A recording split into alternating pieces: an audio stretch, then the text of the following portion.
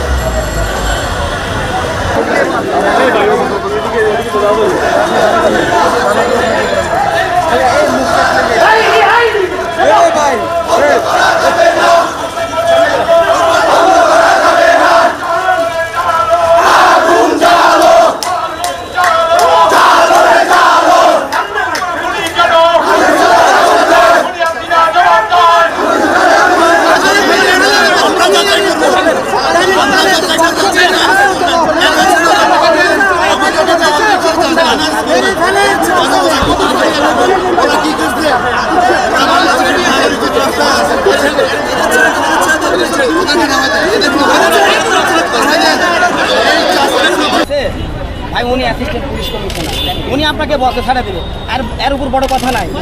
তাহলে এখন আপনারা বের হবেন, আপনারা কোথায় যাবেন? যাবেন কোথায় আপনি? আচ্ছা আপনি এদিকে যাবেন, আপনি আচ্ছা দুজনের দিক চলে যাবেন, যান, কোনো কথা বলবেন না।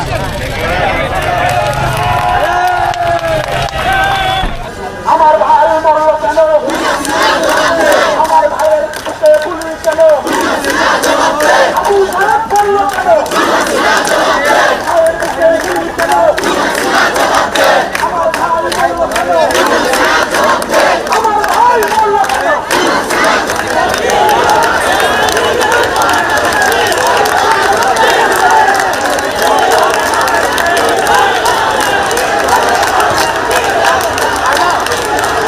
আমরা জাতিসংঘের অধীনে নিরপেক্ষ তদন্তের